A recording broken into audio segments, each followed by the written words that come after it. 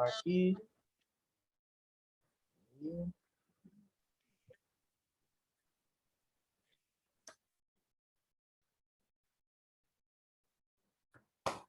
Beleza, pessoal, muito boa noite. Agora sim, oficialmente estamos começando mais uma reunião do NEFI. Hoje, filosofia e cosmovisão cristã, compreendendo a igreja visível e invisível sob a perspectiva platônica. Claro, com o nosso querido Juan Silva, que estará dando essa aula maravilhosa para nós. E se você ainda não faz parte do nosso grupo de estudos, segue a gente lá no Instagram, @NefiEstudos. E se você quer fazer parte do nosso grupo de WhatsApp, é só você deixar o seu WhatsApp com DDD no direct, tá bom? Ou então, se você tiver o contato de algum dos coordenadores, você pode entrar em contato também pelo WhatsApp para que nós possamos inseri-lo no nosso grupo, beleza? Pessoal, vou passar a palavra para o Juan, para ele... Eita, meu Deus do céu, cadê o Juan? Jesus amado. E anunciar ele, desapareceu. Meu Deus. Vamos aguardar que ele já está voltando. A hora que ele voltar, já passo para ele aqui, já abro a tela do slide, tá bom? O slide dessa aula, pessoal, já está disponível no Google Classroom, tá bom? Então é só você acessar a descrição do nosso grupo de participantes, acessar o link de Filosofia e Cosmovisão Cristã e você já terá acesso a esse slide, ao slide que nós vamos passar na aula de hoje, tá bom? E também vamos compartilhar no grupo de WhatsApp dos participantes assim que terminar esta aula, beleza? A Juan já está entrando aqui de novo.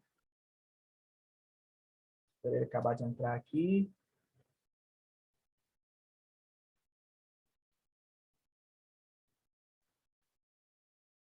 Entrando. Beleza, meu querido? Beleza? Tranquilo, Dá para então, meu escutar aí? brother. Tá tranquilo? Tá dando para te escutar. O vídeo tá dando uma travadinha, mas tá de boa. Já vou passar a palavra para você e já vou compartilhar também o slide aqui na tela. E aí, conforme você for tendo sua dinâmica, a gente vai passando os slides aqui, beleza? A palavra é sua, meu irmão. Belezinha.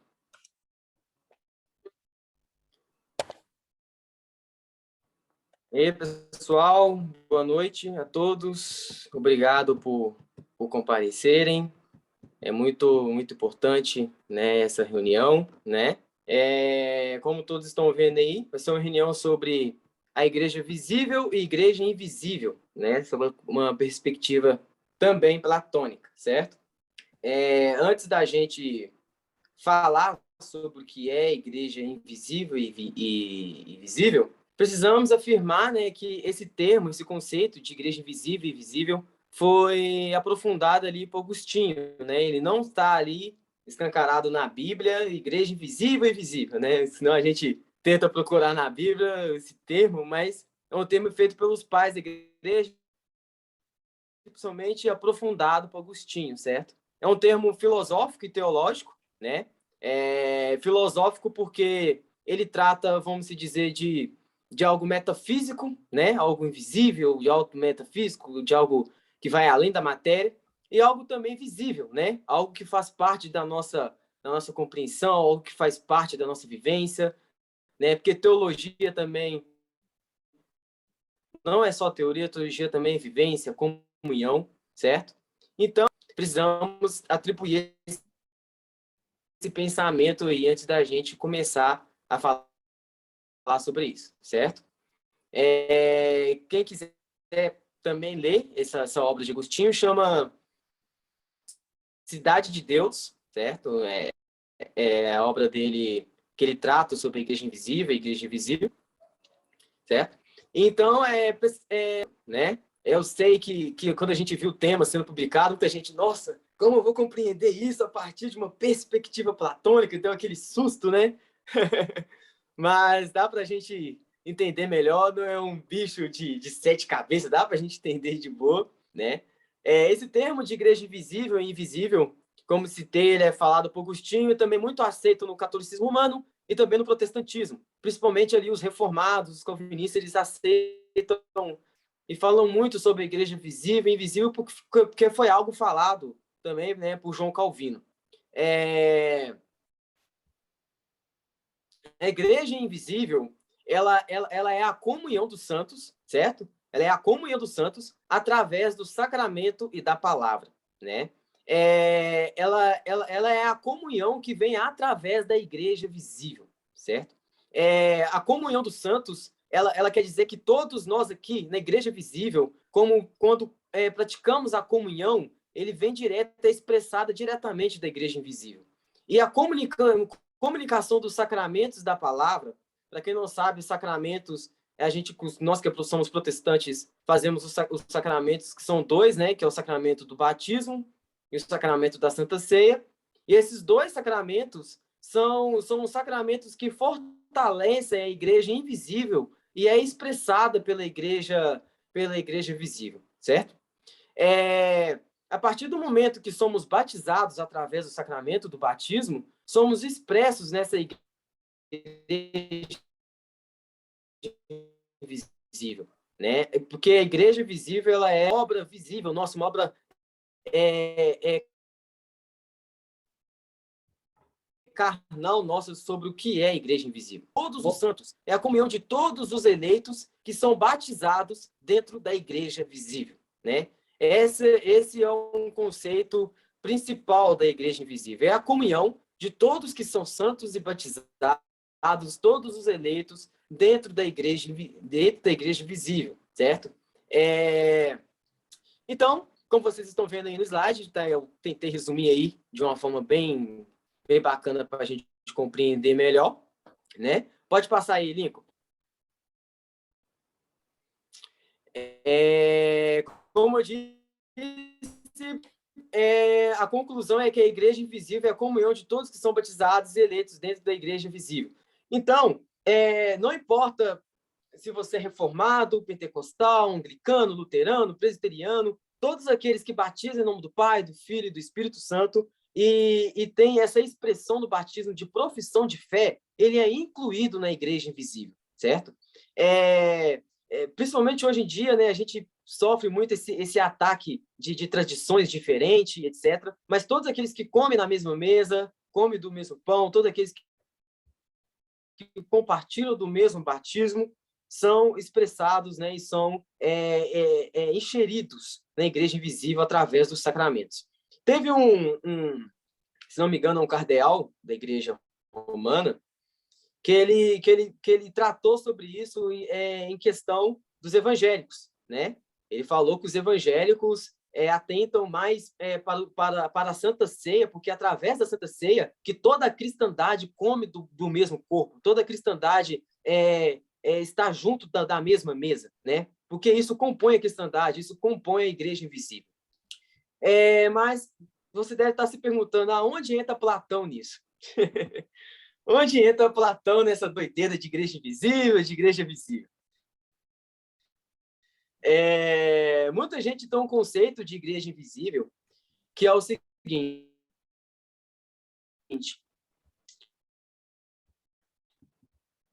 é um conceito de que a igreja invisível é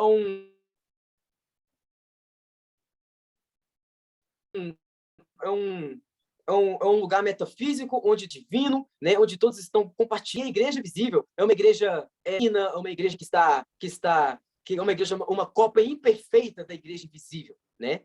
A gente trata né, a igreja invisível como se fosse a teoria das ideias de Platão, né? Como a igreja invisível fosse o mundo ideal, a igreja ideal, e nós da igreja visível fosse uma igreja que é uma igreja imperfeita, uma igreja caída, uma igreja sem expressão. Mas Agostinho, quando ele criou quando ele se aprofundou nessa teoria da igreja invisível, ele disse que a igreja invisível é encontrada substancialmente dentro da igreja visível, certo? Na filosofia, a palavra substancialmente quer dizer que vem do conceito de grande quantia, vem do conceito de grande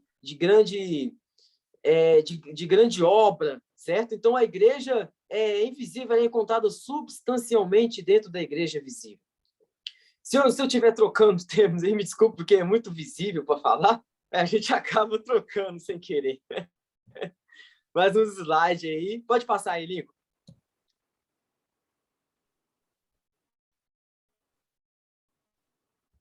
Certo? Então, podemos falar que o pensamento não é viável para considerar a igreja invisível como uma obra divina e a igreja visível como uma obra imperfeita. Por quê? Porque a igreja invisível, né? A igreja visível, desculpa, ela é totalmente expressada da igreja invisível. Ela é totalmente guiada pela igreja invisível, certo? Não importa qual tradição você seja. Se você for lá para o interior do norte, do nordeste, o interior de Minas, e você for cristão, você sempre vai falar a mesma palavra. Jesus Cristo veio em carne, andou sobre nós, padeceu sobre o governo de Pôncio Pilatos, ressuscitou ao terceiro dia e adivinha julgar os vivos e os mortos. Todo cristão, ele tem esse conceito, certo? E esse conceito é o que une a cristandade. Esse conceito é que faz a igreja seja uma, certo?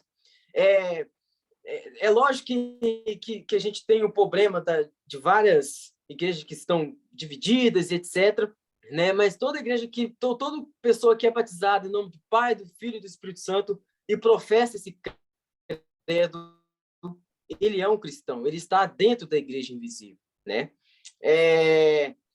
Principalmente quando a gente entende que a mensagem do evangelho, quando ela se trata para alcançar o perdido, ela é de uma forma simples, né? Jesus Cristo veio ao mundo, ressuscitou ao terceiro dia e há de vir julgar os vivos e os mortos. No credo apostólico fala muito bem isso, né? No credo apostólico fala: creio em Deus Pai Todo-Poderoso, Criador dos céus e da terra, e creio em Jesus Cristo. No finalzinho, no credo apostólico, eles citam: eu creio na comunhão dos santos, que é a obra mais importante da igreja visível, a comunhão dos santos. É a comunhão que todos os santos têm aqui, é a comunhão que todos os santos podem comunicar um com o outro. Por isso que é muito importante a gente sempre se atentar, principalmente hoje em dia, hoje em dia não, né? Isso vem de muito tempo, que as brigas teológicas, de tradição, etc. Por isso que a gente tem que atentar sobre isso. Porque a comunhão dos santos é o que é a maior expressão da igreja visível, certo? É por isso que todos, através da palavra e através dos sacramentos, da Santa Ceia e do batismo, são enxeridos na igreja invisível. Mas, durante a Reforma Protestante, isso teve alguns embates, né? Nem todos trazem para si esse termo de igreja invisível, né? Por exemplo, João Calvino, ele vai muito na linha, Calvino cria que não devemos pensar na igreja invisível como algo imaginário ou de uma dimensão paralela, aquilo que eu disse sobre Platão, né? Não podemos pensar na igreja invisível como uma dimensão paralela, um mundo inteligível, uma cópia imperfeita da igreja invisível, etc. Mas, seguindo o pensamento de Agostinho, temos que encontrar substâncias da igreja invisível na igreja visível. Lutero, por exemplo, ele já cria algo totalmente diferente dos dois, né? Lutero ele cria na congregação de todos os cristãos batizados, né? Para Lutero isso é o evangelho, é a congregação de todos os crentes que são batizados em nome do Pai, do Filho e do Espírito Santo. Então isso da história da igreja foi algo bastante discutido, né? Mas a principal pensamento sobre isso é esse pensamento platônico, né? De que somos uma cópia imperfeita de uma igreja que existe no além, né? Agostinho nunca falou que somos essa cópia imperfeita. Isso, pelo contrário, Agostinho falou que que a igreja invisível é encontrada dentro da igreja visível, né? E para isso, eu separei algumas perguntas aqui para nós fazer, que algumas perguntas um pouco polêmica, mas ao mesmo tempo muito boas para fazer.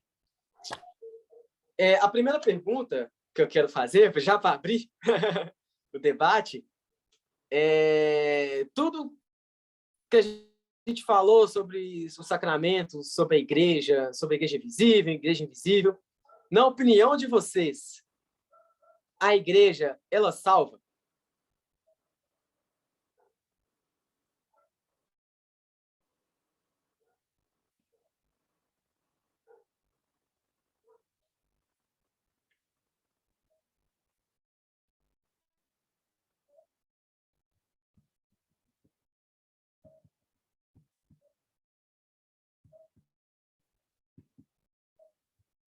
Se quiserem que eu repita, eu posso repetir para vocês aqui. Repete, por favor, Juan.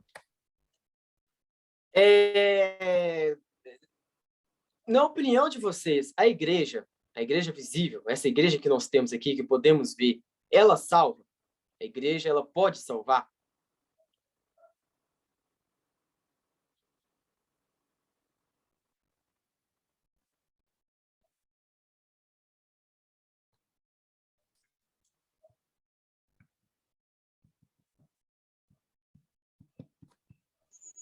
Eu vou dar uma opinião, posso?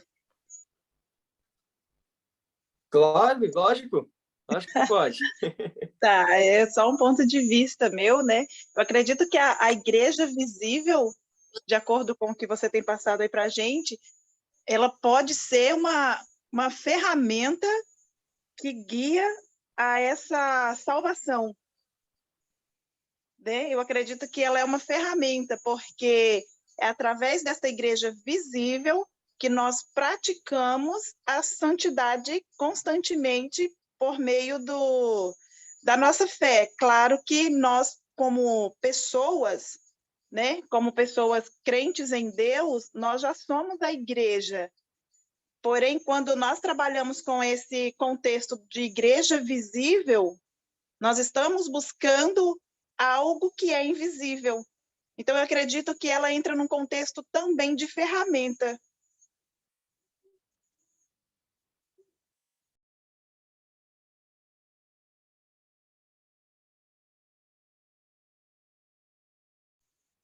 Ok? Essa é uma opinião minha.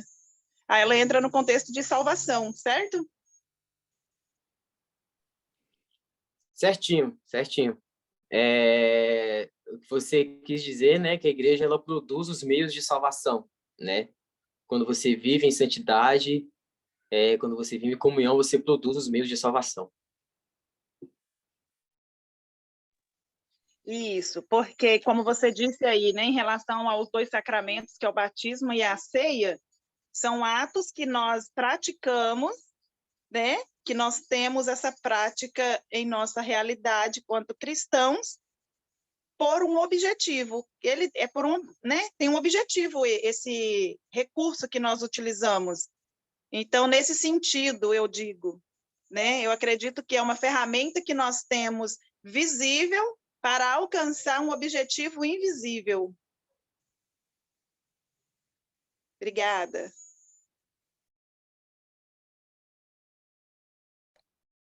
Falando isso, eu lembrei de uma coisa que eu li hoje. Eu até estou com o arquivo aberto aqui, porque eu lembrava o que eu tinha lido, não lembrava quem. Eu estava lendo outro sobre a história do cristianismo, e aí cheguei na parte do Cipriano, quando o Cipriano fala da unidade da igreja. E aí tem uma afirmação do Cipriano, que é o seguinte: fora da igreja não há salvação. E tem outra dele que é o seguinte ainda: ninguém pode ter Deus como pai se não tiver a igreja como mãe. Afirmação bem hard, né, do Cipriano. É claro que essa frase acabou gerando alguns efeitos bem confusos, né, para aquela época. Eu sou muito dessa linha da Suelângela também, né? A igreja visível como ferramenta, né? Como uma ferramenta para nós caminharmos na fé, como uma ferramenta para nós estarmos na comunhão dos santos, a unidade. Então, eu vejo a igreja nesse sentido. Estamos em comunhão, o povo de Cristo. Então, para mim, a igreja tem muito esse papel, sabe? E a igreja, ela é muito importante na nossa caminhada, né? Eu disse na convenção que nós tivemos em janeiro, que a igreja ela tem um papel fundamental quando se fala em epistemologia cristã, né? A igreja como uma escola do saber viver, né? E aí a igreja como essa escola, ela desempenha várias atividades, né?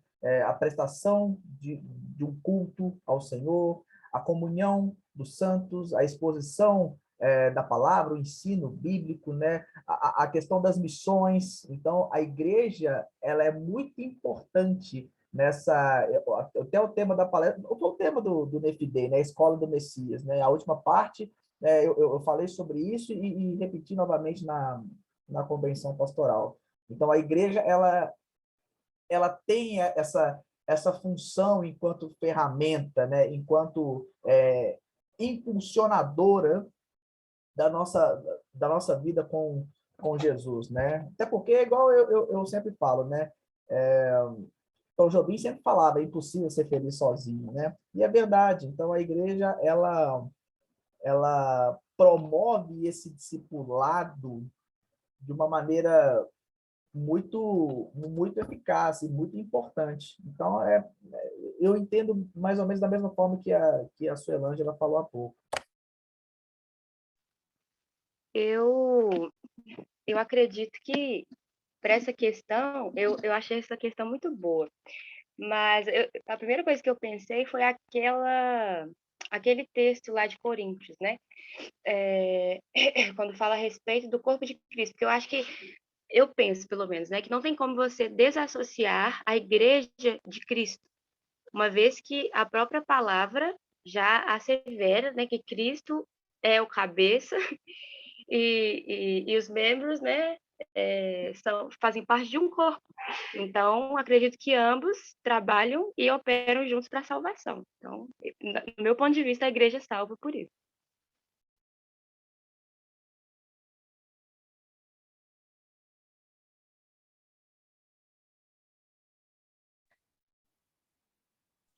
Sim, sim. A Manu, ela disse Pode falar? Não, pode terminar, Alguém depois falou eu aí? falo. Pode falar. Pode Sim. concluir, que depois eu falo. A Manu, ela disse algo muito interessante, né? Tá ok. Dá pra vocês me escutar, gente? Tá cortando, não? Tá ok. A Manu, ela falou algo muito interessante, porque essa opinião de Manu, inclusive, é a opinião até de Lutero, né? Lutero cria que a igreja salvava por causa também dos meios de salvação, dos sacramentos, etc. Porque a igreja que comunicava esses meios de salvação e a igreja é o corpo de Cristo, né? Sendo a igreja o corpo de Cristo, a igreja também ela salva, né? Porque a igreja ela comunica a todos e leva a mensagem de salvação, certo? Pode falar, Creuza.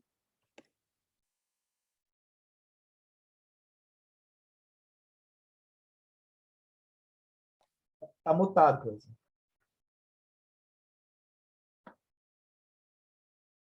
Tá mutado. Não tô...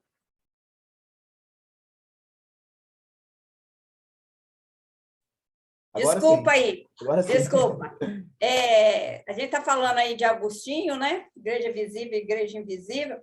E ele, em um dos seus sermões, né, a disciplina cristã, ele denomina a igreja como casa da disciplina, onde as pessoas são instruídas através do evangelho. E aí é interessante que em um dos seus comentários, um pedaço desse sermão dele, ele diz o seguinte: lembro aos que estão há pouco na escola da disciplina que tirei essas imagens do evangelho. E ainda coloca que a casa de disciplina deve ser lembrada como um local de pertença do cristão, né? Porque ele era partidário da predestinação, né? Para ele, o destino do homem já estava traçado por Deus. Aí eu tenho as minhas desavenças, algumas coisas de Agostinho muito boas, excelentes, que eu deliro, e outros que eu apenas jogo de lado, que para mim não coisa. Mas uma coisa eu aprendi, muito do que eu sei hoje está lá em Agostinho. Só que eu não sabia disso.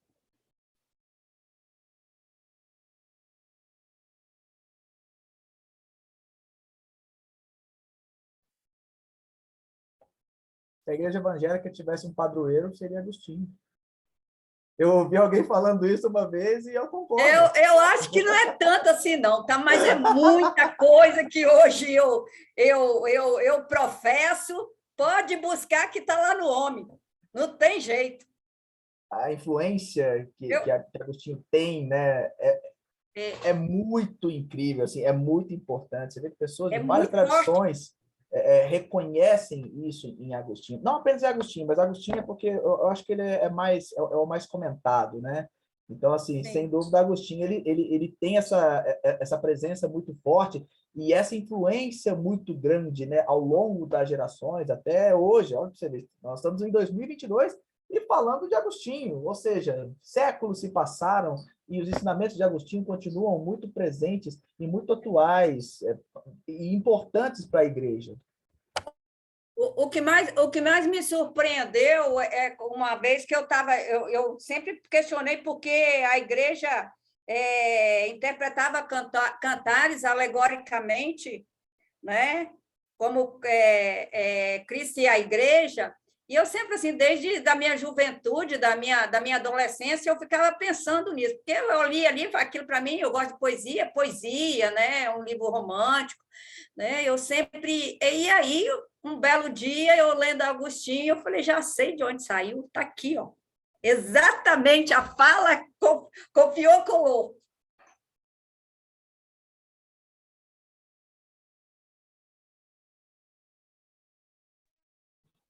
Exatamente. E a próxima pergunta, ela cai muito nisso que ela falou aí, né? Sobre em questão, é uma pergunta bastante polêmica, né? Mas a gente não pode passar um dia no Nefi sem citar um pouco essa pergunta, né? Que Agostinho ele tinha uma teoria que chama Corpus Mysterium. Eu posso estar falando errado, porque eu não sei falar em latim, certo?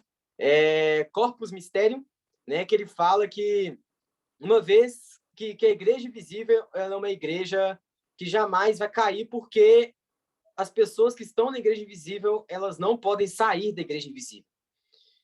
Então, na opinião de vocês, é possível você perder? É possível você cair da igreja invisível? É possível você se separar da igreja invisível?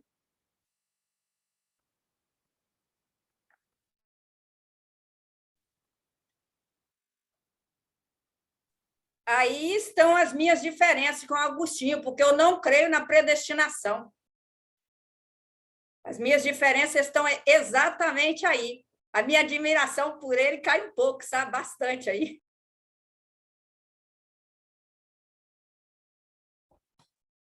Então, como arminiano, eu entendo que sim, que sim. Que o homem pode sim resistir à graça, que o homem pode perder a sua salvação, que o homem pode se afastar da igreja, né? Perguntinha bem soteriológica, hein, Juan?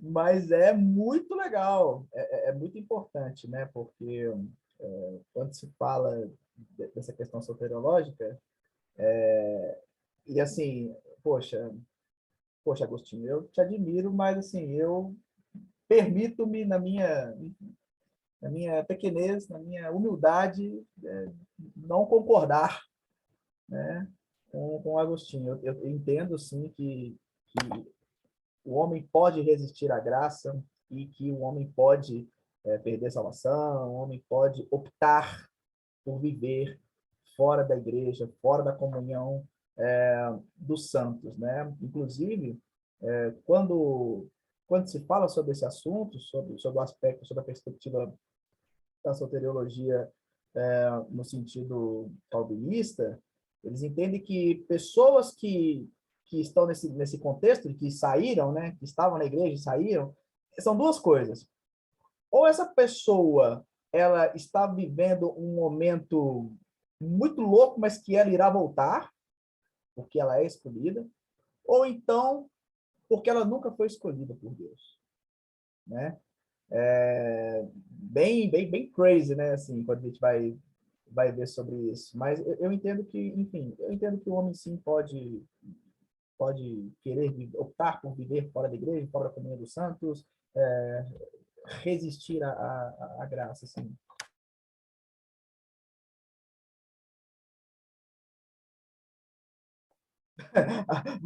A Manu falou no chat que na minha humilde opinião, na minha humildade, ainda não tenho opinião formada sobre o assunto. Manu.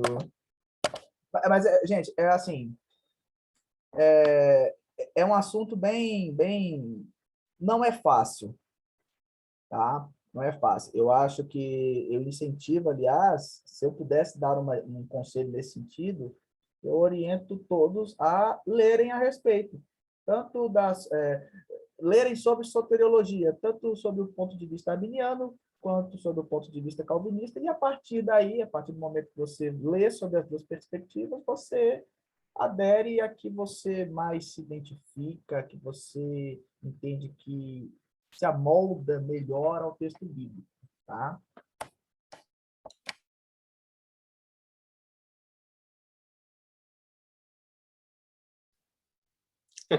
Calviniana, muito bom.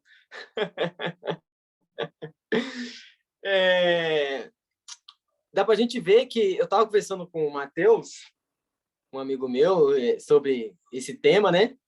Eu estava falando com o Matheus, eu vou falar sobre filosofia, cara, mas é um assunto tá tão interligado com soteriologia que tá um pouco difícil de tirar um pouco, né? De não conciliar. Para a gente ver que o assunto de predestinação ele é um assunto bem antigo, né? Lá em Santo Agostinho, né? A gente pensa que foi Calvino que lançou a predestinação, não. A predestinação é bem antiga. A predestinação de Calvino é um pouco diferente de Agostinho, mas é algo bem antigo. É algo aí para Camilo e o Patrick falar um dia, né? Eu vou para outra parte, vou desviar da polêmica aí um pouquinho. Então, gente, a próxima pergunta é uma pergunta. Peraí que eu perdi ela aqui. Desculpa, cadê? Aqui. A próxima pergunta, inclusive, é uma pergunta que interliga o que o Lincoln falou sobre Cipriano, né?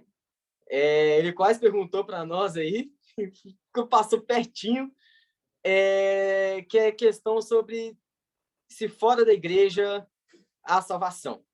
Né? Se a igreja possui os meios de salvação, como o sacramento, a palavra e etc., fora da igreja existe salvação?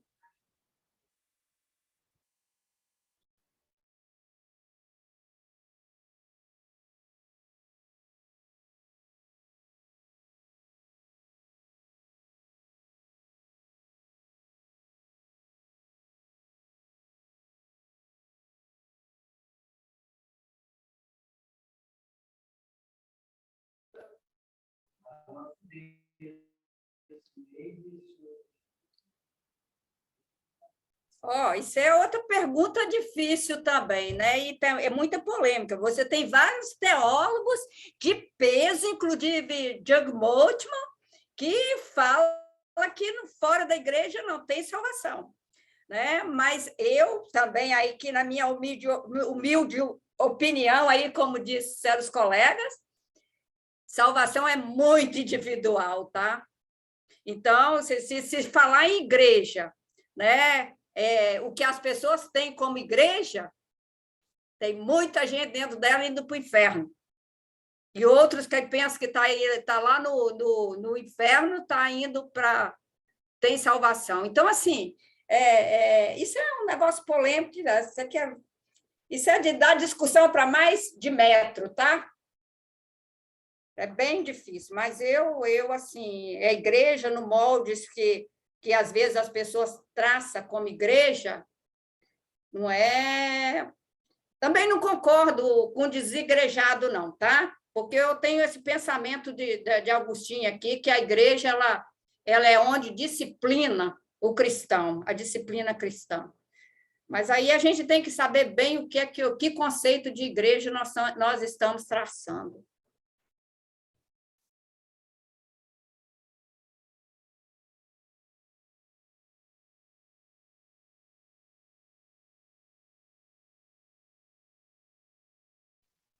Eu acho essa pergunta complicada.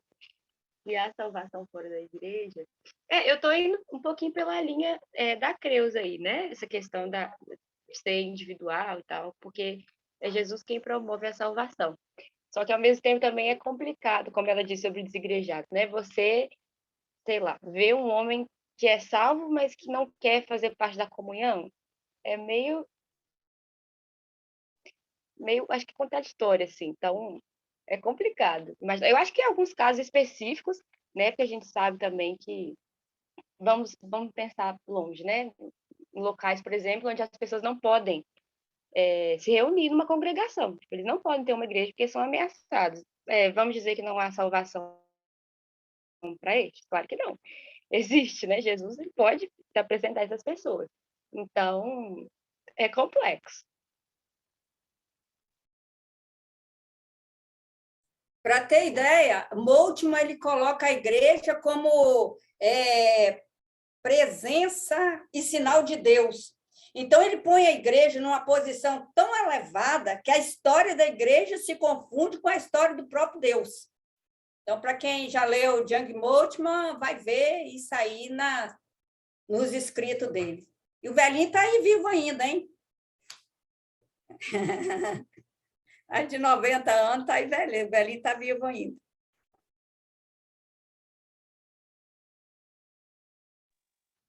Então, eu penso que é difícil mesmo, né, ter uma opinião formada a respeito dessa pergunta, né? Porque Jesus, quando ele estava na cruz, ele salvou o ladrão que estava ao lado dele, né? Um dos ladrões ali. E aí, isso remete a uma reflexão que há casos isolados, né? Porém, hoje nós temos essa igreja aí que dá-nos possibilidades de sentir Deus muito presente na nossa vida, e eu acredito que o caminho é Deus, né? Mas eu acredito que há casos isolados, como a gente pode ver em algum contexto, né, de algumas pessoas, a gente não pode nem observar, porque é uma opinião difícil de falar, né, de responder. Mas é só um pensamento, gente, não é uma opinião formada a respeito.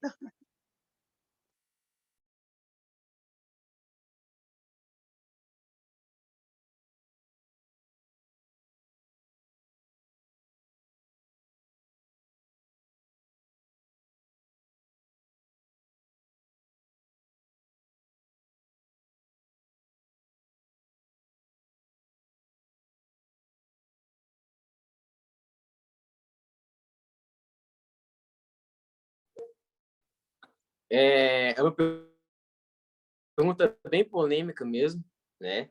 Principalmente dentro do protestantismo, tem várias opiniões formadas sobre isso, né? Não tem como você cravar uma opinião formada sobre isso. Mas é algo que eu senti de perguntar para fazer a gente dar uma fritada aí, né? Por isso que eu fiz se a igreja salva ou se fora da igreja há salvação, né? Porque uma pergunta, ela meio que intercala com a outra, certo? Eu acho que tem igreja que faz o caminho Agostinho, reverso, inclusive. ele tem essa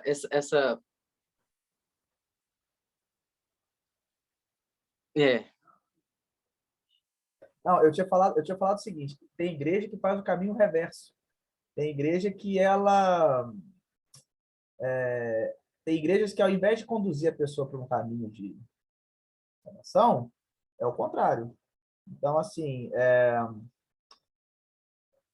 a gente precisa observar muito a questão de igrejas hoje em dia, porque hoje em dia, talvez, há uma grande quantidade de igrejas que não são bíblicas, ou não são como deveriam ser. E isso é um problema, porque muitas vezes algumas igrejas induzem as pessoas a erros. Às vezes erros de interpretação, visões, ou melhor, distorções que chegam a ser assustadoras, sabe?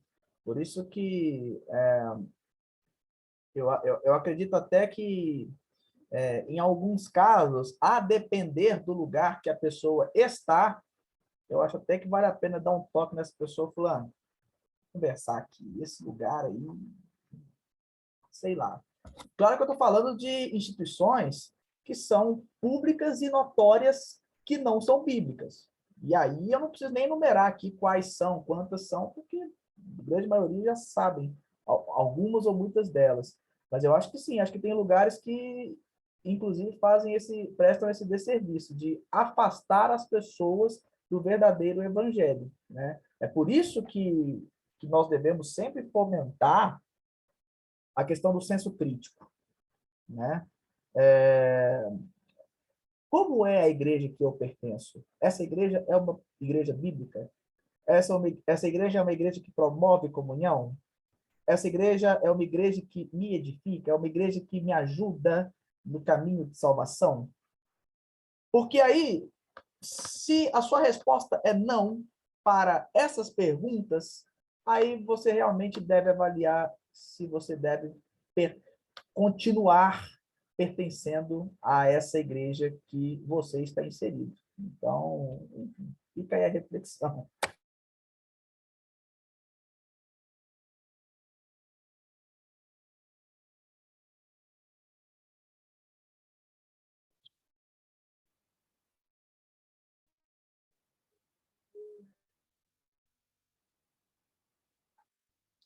Esse aí que o Lincoln falou é muito importante, porque eu estava falando sobre isso na escola bíblica aqui da igreja, que hoje em dia muitas pessoas procuram uma igreja para congregar, né, a partir de uma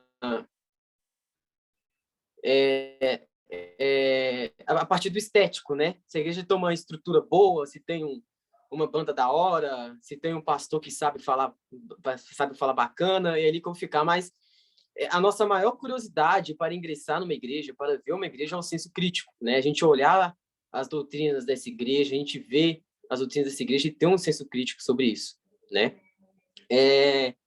Então, gente, essas foram as 3 perguntas que eu separei para hoje. Eu vou passar aí para o Lincoln dar um encerramento. Quero agradecer a vocês por terem chegado até aqui, por terem participado. Foi muito importante aí o papo, ok? Tá com você, Lincoln. Juan, parabéns pela reunião, parabéns pelo tema. Eu sabia que eu iria queimar os últimos neurônios que me restavam, e de fato queimei mesmo. Tá? E que continue assim, tá? Que continue assim, né? Nos levando a essa provocação, né? O Nefi, ele tem esse papel, né, de ser um provocador, de instigar realmente o pensamento, a reflexão, o senso crítico. Cara, parabéns, tema maravilhoso, super legal, tá? É um tema que deve ser ainda mais debatido e trabalhado pelas igrejas, não só no Brasil, mas no mundo de um modo geral. Beleza? Pessoal, quarta-feira nós teremos a reunião de teologia sistemática com a Camila e o Patrick, tá bom? A minha reunião de direito e liberdade religiosa seria hoje, mas aí eu decidi, como tivemos problemas técnicos com a reunião do Juan semana passada, eu decidi adiantá-la, e aí a reunião referente a essa linha de direito e liberdade religiosa, eu vou marcar ela mais para frente, tá bom? Ou na semana que vem, ou na outra, tá? Porque até a semana que vem eu já me mudei, já estou lá no Rio, já estou devidamente instalado, entendeu? Puxando S. Não, tô brincando, puxando S não. Mas enfim, pessoal, fiquem ligados então, tá bom? Fiquem ligados no nosso Instagram e também no grupo dos participantes. E se você, quem não pôde estar conosco ao vivo, esta reunião estará disponibilizada lá no Google Classroom até amanhã. Beleza, pessoal? Mais alguém quer falar alguma coisa? Alguém quer perguntar algo?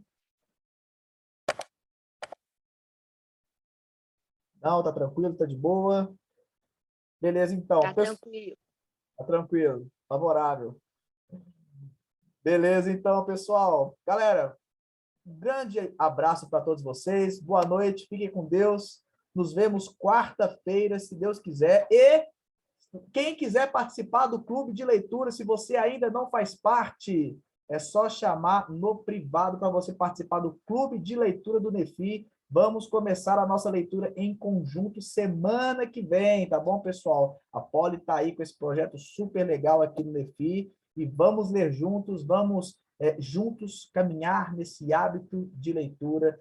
E a cada 15 dias nós teremos reuniões do Clube de Leitura para discutirmos as obras que nós formos lendo em conjunto. Então não deixe de participar. Se você conhece alguém que gosta de ler, que gosta e que quer participar do Clube de Leitura, é só divulgar e falar com algum dos nossos coordenadores que nós vamos encaminhá-lo para o nosso Clube de Leitura. Tá bom, pessoal? Galera, fiquem com Deus. Boa noite. Deus abençoe vocês. Até quarta.